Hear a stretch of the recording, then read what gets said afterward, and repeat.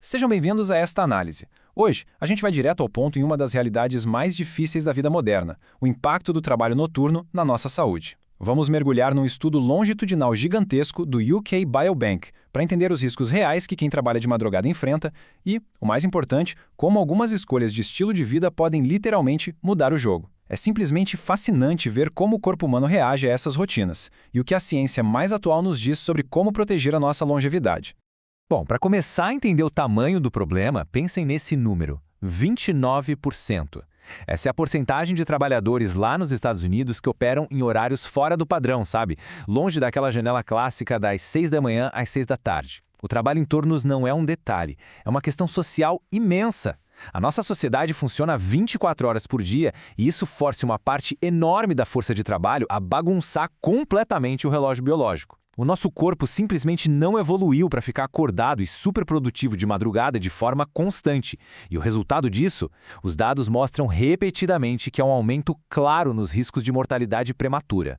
Daí vem a grande pergunta, né? Considerando todo esse estresse fisiológico de inverter o ciclo de sono, será que esses riscos de mortalidade prematura podem de fato ser revertidos? Para quem acompanha de perto a ciência da longevidade, isso sempre foi um enorme ponto de interrogação. Mas olha, os dados recentes trazem uma perspectiva incrivelmente otimista. Em vez de só apontar o dedo para os danos, essa pesquisa entrega um verdadeiro guia de sobrevivência totalmente baseado em evidências para os trabalhadores de hoje em dia.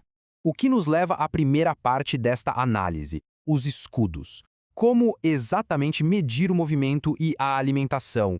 Para descobrir como reverter esses riscos, os pesquisadores focaram em dois escudos principais. O primeiro deles é a FMV, que é a sigla para Atividade Física Moderada Vigorosa. E o que é sensacional aqui é que eles usaram acelerômetros reais, ou seja, mediram cada passo de um jeito 100% objetivo, sem achismos. Eles dividiram os dados seguindo as diretrizes da Organização Mundial da Saúde. Tem o grupo com níveis baixos, fazendo menos de 150 minutos por semana, o nível médio, ali entre 150 e 300 minutos, e o grupo de alto impacto, que passou da marca dos 300 minutos semanais. O segundo escudo é o chamado AMED, que é o Score da Dieta Mediterrânea Alternativa.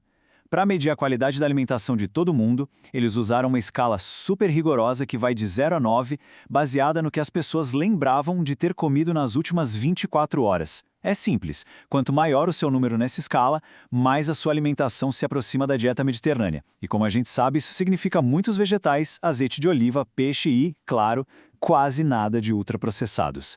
É uma sacada genial para transformar algo complexo como a nossa nutrição diária num número exato. E isso ilustra brilhantemente a força e a credibilidade dessa pesquisa. A gente não está falando de um grupinho de pessoas ou de um teste de 2 semanas. Eles acompanharam mais de 12 mil trabalhadores exclusivos do turno da noite. E não foi um acompanhamento rápido, não. A média foi de quase 13 anos. Durante todo esse tempo, foram registrados 204 eventos de morte prematura.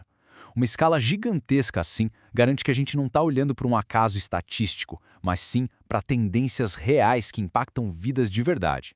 Então, vamos à seção 2, a grande revelação, quantificando o aumento da longevidade.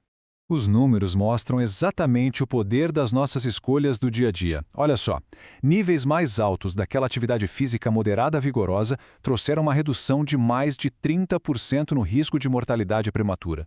30%! E a alimentação, ter um score alto na dieta mediterrânea reduziu esse risco em quase 40%.